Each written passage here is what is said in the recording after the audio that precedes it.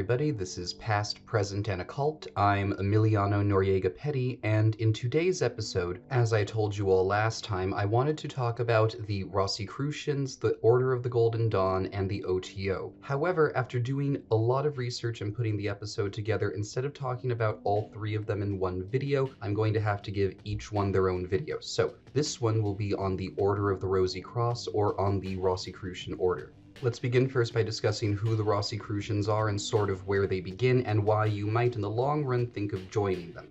Before I jump into their history, one quick thing that I have to say is I'm going to be blending but pointing out where their history starts and the history that scholars can actually agree on begins and ends. You might ask me why I'm having to do that. This is because according to the Rosicrucians, their history can be traced back to about 1500 BC ancient Egypt, and this is not to be mean to them in any particular way or to disagree with that claim of theirs. It just doesn't exist in the historical record. I mean, the people that they're bothering to mention within their story and within their legendary history are certainly real, but I have to say that it is not true that we can find any historical documents that back up their claims as of yet. Another thing that I have to say in regards to their history is what kind of lineage they are claiming here and there. Certain Rosicrucian groups will ultimately claim a lineage that goes back to ancient Egypt in an incredibly literal way. They're going to claim that yes, Rosicrucianism existed back then.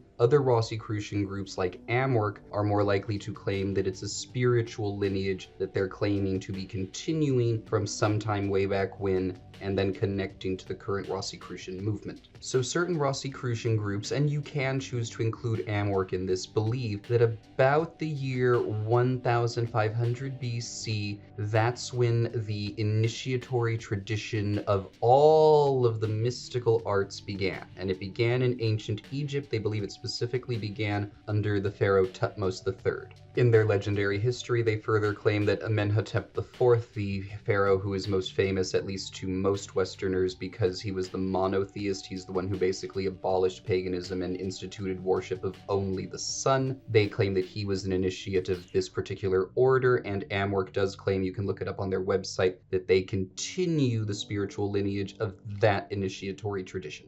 I've been mentioning Amorc a lot, so let me say what that is. Amorc is the ancient mystical order Rosicrucis. It's the order of Rosicrucians that happens to be what I would say the biggest and most successful at this point in history, if you're going to judge that by number of events and members. I also have to say I really appreciate the free library they have online. It's really useful. Probably because I'm the child of a librarian, anybody who ultimately is giving out free books one way or another is a good person in my book. We'll also be reviewing their standards, ethics, and what they think you as a person joining should be looking forward to if you were going to do that. Oh, and I realize I haven't come out right and said it. I am not an active member of any Rosicrucian group. I haven't become an initiated Rosicrucian in any degree. I'm also not a member of the Golden Dawn. I'm also not a member of the OTO, except that I am a slight member of the EGC, which is a part of the OTO, but it's only through one very minor ritual I was baptized into the OTO, and I didn't even get confirmed. I'll have to cover that further in the OTO episode, so moving on.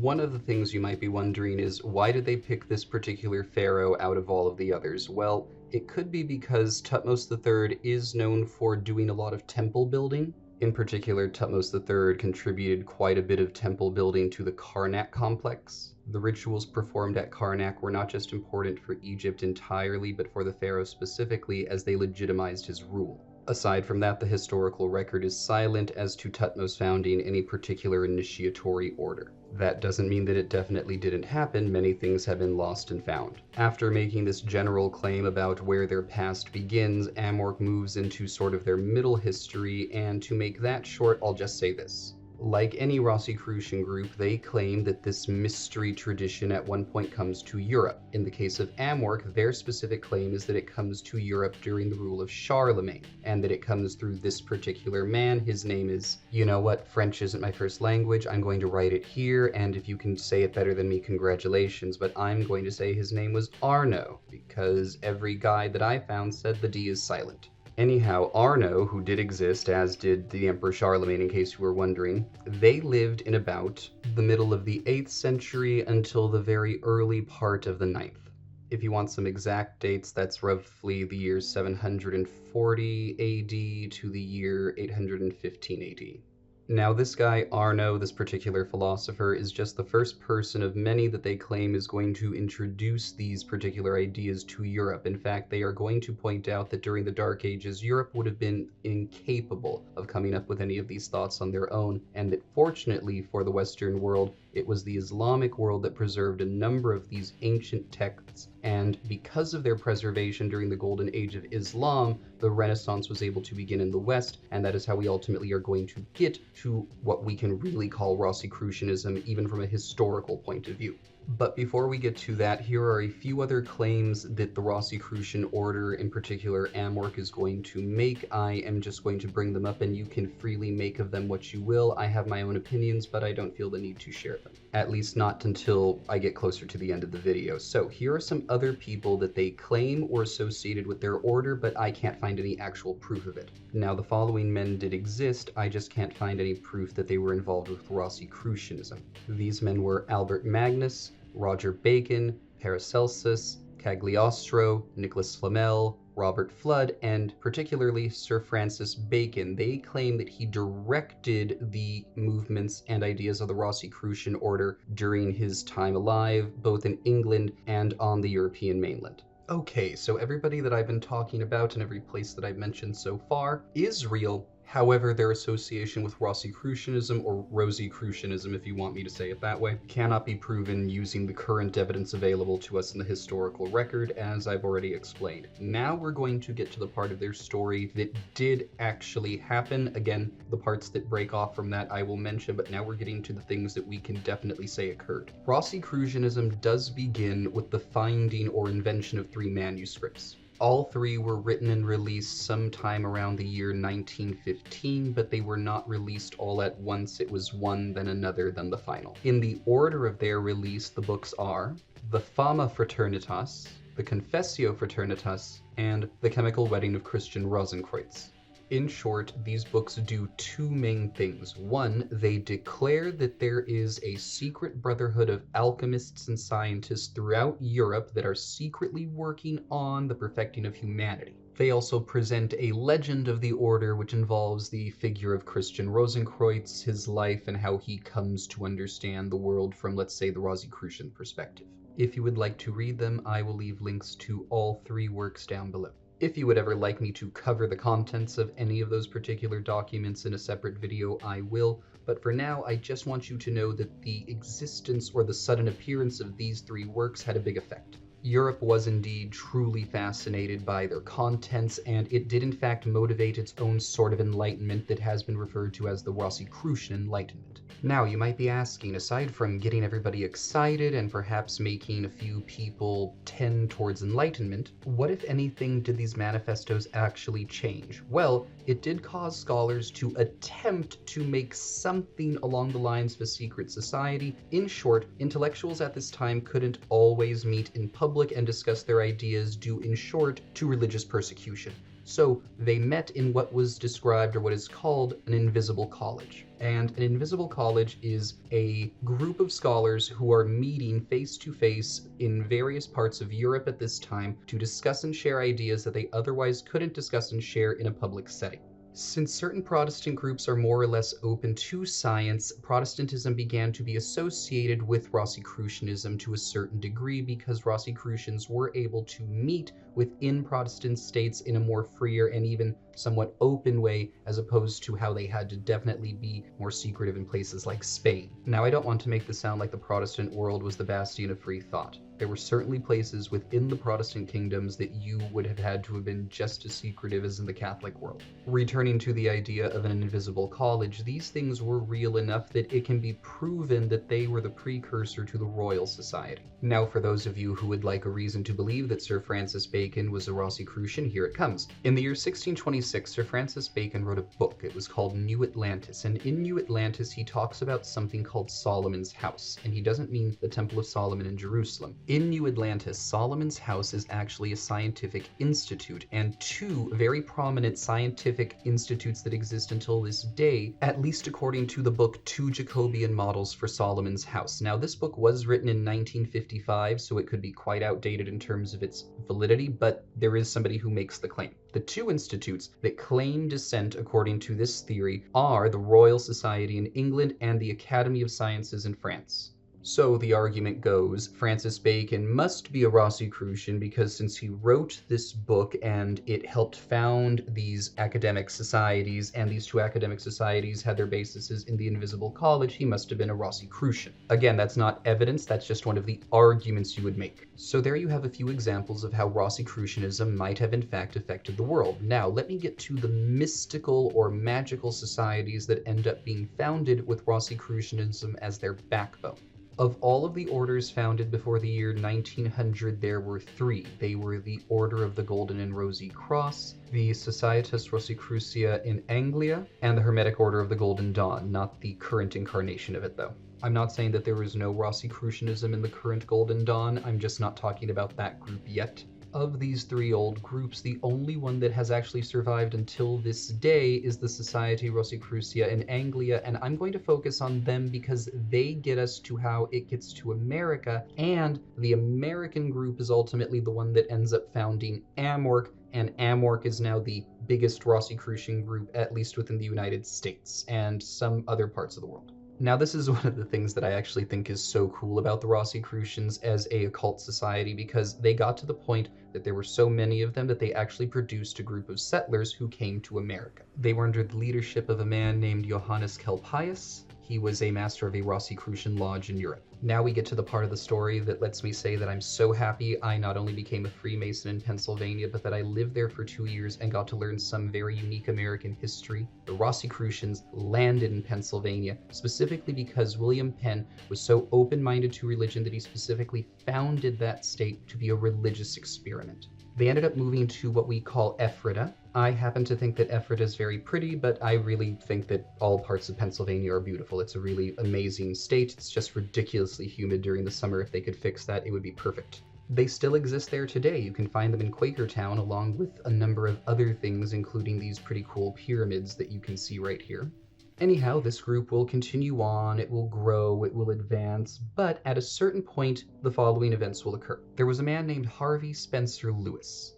Lewis was born in Frenchtown, New Jersey. He was originally an illustrator by trade, and he was able to use that to promote Amorc, but what ultimately got him interested in the occult was his general interest in the paranormal. He in fact led the formation of the New York Institute for Psychical Research, and he was elected the president of it at the young age of 20. After this, he claims to have been initiated into a Rosicrucian group while he was on a trip to France. He uses that experience to then found Amorc in Pennsylvania.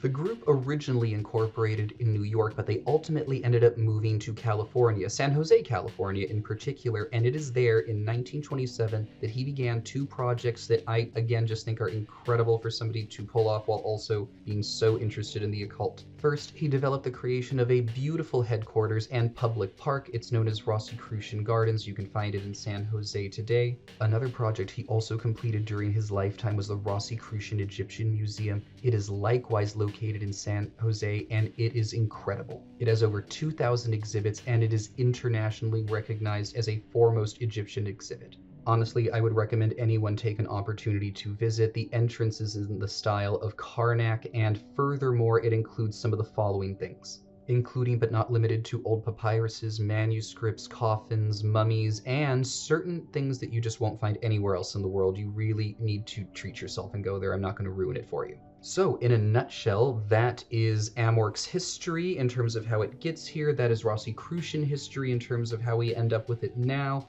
And with all that said, I can now move on to what do these people actually believe? In this section, if you would like to read along with me as I sort of point out certain sections to you by reading them aloud, you can do so using, again, one of the links below.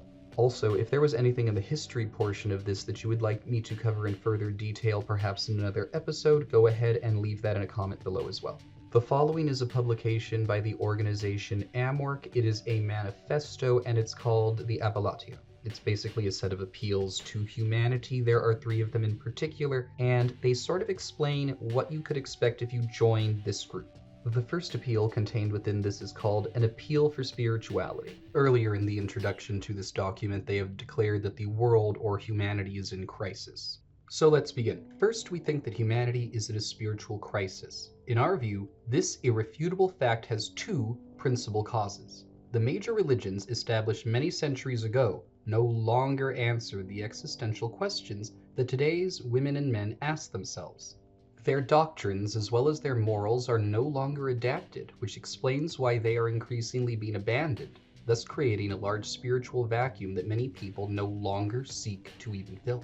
At the same time, in the so-called developed countries, society has become more and more materialistic, in that it entices people to seek happiness through material possessions and excessive consumption. This trend has considerably increased the power of money and has perverted its use. It has gone from being a means to becoming an end itself, a thing that one likes to possess as such when it is nothing by itself. Does this mean that today's religions have no future? I'm going to skip a section here. It is our view that the happiness to which human beings aspire more or less consciously resides in equilibrium between the material and the spiritual, and not in the exclusion of one or the other. This is why anyone who consecrates oneself solely to spirituality to the point of depriving oneself of the legitimate pleasures of life cannot be happy. The same applies to anyone who makes material possessions the sole basis for one's well-being. This explains why many people that we term as being well off are deeply unhappy. It is because they suffer from an inner emptiness that all the gold in the world cannot fill. We are all familiar with the expression, money does not buy happiness, even if it can indeed be a contributing factor. The majority of people from all countries and nations feel they are in a dark tunnel from which no one can see the way out, not even those who lead and govern them. Furthermore, they are not aware that the light they hope to see can only be found from themselves, and not from an external source. This brings us back to spirituality and the need to look towards something other than materiality for resolving the problems that humanity is confronted with. But you may be one of those people who does not accept the existence of the soul, and naturally you have every right to. If that is the case, allow us to ask you the following questions and take the time to answer them yourselves. To what do you attribute what is commonly known as the voice of conscience?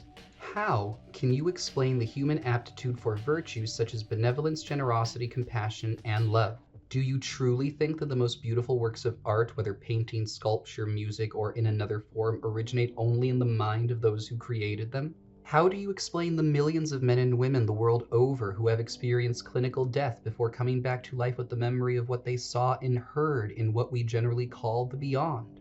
Do you really believe, if the existence of the soul was just an illusion, that the greatest thinkers and philosophers that humanity has known would have declared it as being an obvious truth? Every human being most certainly possesses a soul. From our point of view, this is what makes each one of us conscious, living things, capable of thinking and experiencing emotion.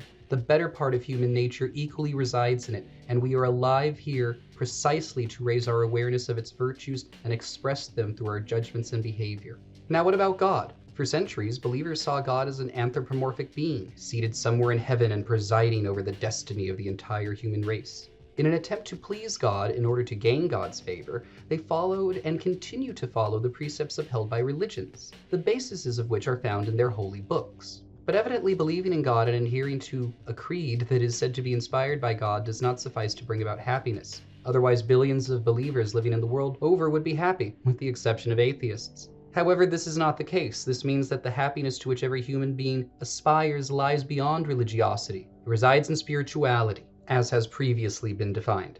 The real question we can and should ask ourselves on the subject of God is not therefore whether God exists or not, but in what manner does God intervene in the lives of human beings? In our view, God does so to the extent to which we respect the laws through which God appears in the universe, in nature, and in humanity itself. This means studying them, which Rosicrucians have always dedicated themselves to doing. Let me leave you with a final thought for this section. It's the last line. Let us also recall that the majority of philosophers were spiritual people. Now, the next appeal is an appeal for humanism. But what does being a humanist mean? In the first place, it involves considering all human beings to be blood brothers and sisters and the differences between them to be purely superficial. That said, we do not subscribe to the dogma according to which all humanity stems from one and the same original couple. which for those who believe in the Old Testament was Adam and Eve. Whether it be from an ontological point of view or a scientific one, this claim is unfounded. Indeed, as a result of such a close relationship, such a lineage would rapidly have led to physical and mental degradation.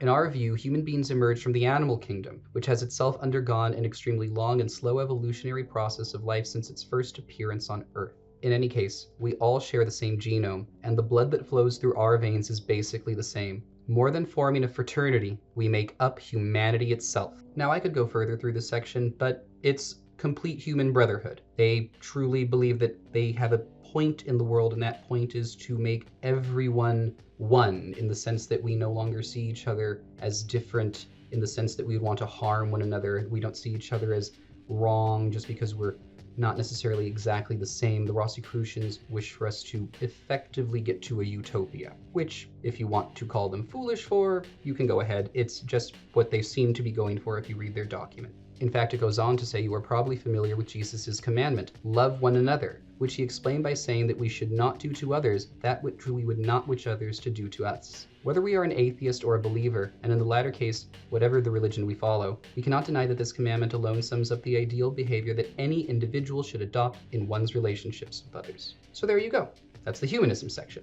There's no need to overcomplicate it. Their final section is entitled An Appeal for Ecology. In ancient civilizations, Earth was considered to be the mother of all living things and was the object of a Mother Earth tradition. Today, only ancestral peoples such as the Australian Aborigines, the Amazonian natives, and African pygmies, to name the better known ones, have preserved this state of mind. Present-day humans have come to view her primarily as a source of various kinds of profit, to the point of exploiting her beyond reason and to the detriment of her health. There's no reason to belabor this point. They truly believe that we are called to save the Earth and that humanity has done much to destroy it, and unless we wish to just use it for ourselves without a care that we will continue on or not, we need to do something, and we need to change the way that we're interacting with our resources and the world. That's what the Rosicrucians believe. So there you go. That is the Appellatio. If you wish to read it in its fullness, like I said, it is in the link down below. But I believe that I've summed up, in a sense, what this group seems to believe in. They obviously also teach Kabbalah and alchemy and various other magical and occult doctrines, but if you're wondering what they do in the world or what they want their members to get up to, this is it.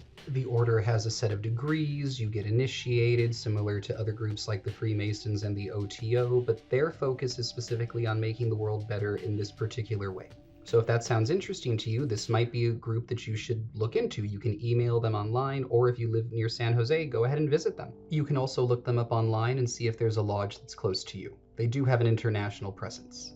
So at the end of today's lesson, I want to just say, if you have any questions, as per usual, leave them in the comments below. Thank you very much for watching. In my next episode, I'll be covering the Hermetic Order of the Golden Dawn and its current incarnation. After that, I'll be covering the OTO. Both of those are going to be 2 different episodes, and they're going to be my YouTube, not my podcast-based ones. I'm still considering what the next episode of the podcast will be, so if anybody has a request, go ahead and either send me a message or leave me a comment below. As always, thank you very much for watching, and don't forget to like, share, and subscribe. This has been Emiliano Noriega Petty with Past, Present, and Occult.